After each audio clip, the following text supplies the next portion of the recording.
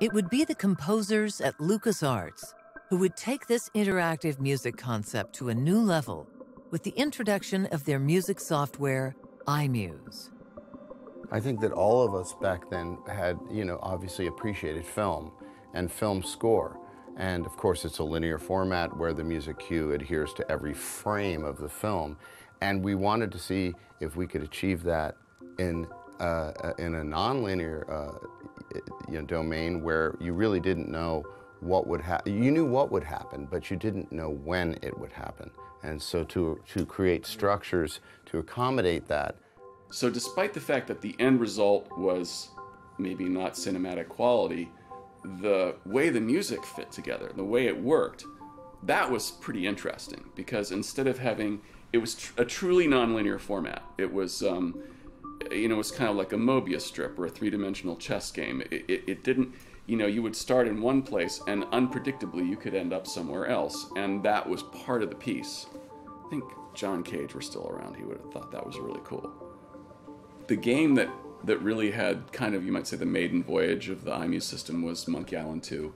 It's Monkey Island 2. It's a rather old game, but I like the engine and the music, how it transitions from one piece to another. This is a game that came out in 1992. It's one of the most iconic and important games that exist in the field of not just game music, but music implementation for anything. Was sort of the most extreme, extravagant place was Woodtick, which was, I think it was 5 or 6 or 7 satellite rooms off of a central walking area.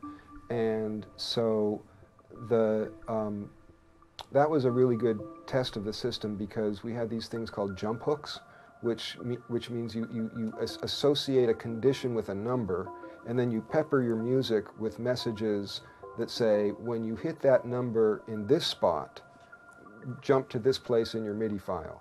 And so using that technology, it allowed the capability to have a different ending, musical ending written for every single, I think it was every couple of measures, there was a different ending that was written. So when the trigger came to leave the room and go back to the center, you had at most 4 seconds or so before the music would just suddenly take the turn.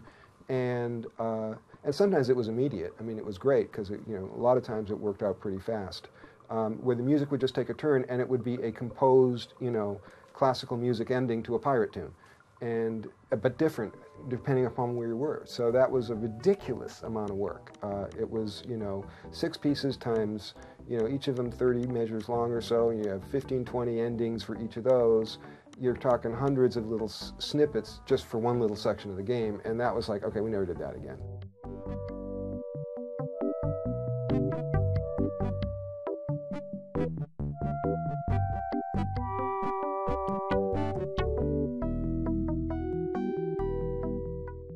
Michael, who not only had spearheaded the iMuse system, but actually wrote all the music for Woodtick and engineered and architected the whole Woodtick score, had done such a good job, that there's different layers of work that need to be done. I mean, there's the music composition. Hey, for the barbershop, it's this music, and for this, and it's that, and composing all that.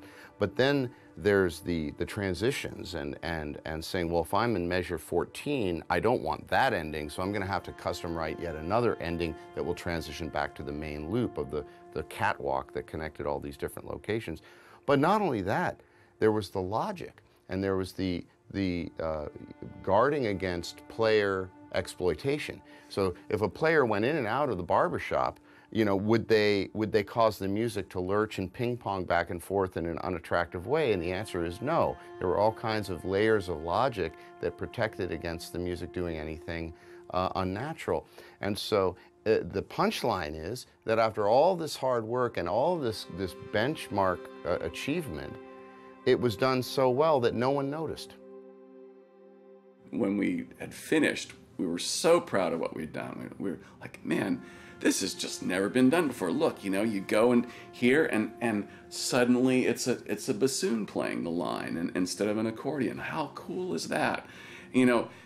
People are going to go crazy. We had this. We thought, we were going to be like rich and famous practically, and we're all going to have like iMuse license plates or something.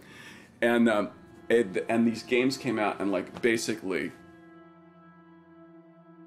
hey, those look really great, you know? Or, gee, that's the people who really noticed the interactivity were such a small, tiny group of geeks.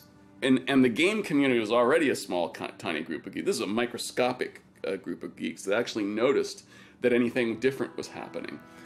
So we sort of took consolation from that we were doing our job, which is you're not supposed to notice. It's supposed to feel like you would imagine it should. And when it does feel that way, you take it for granted.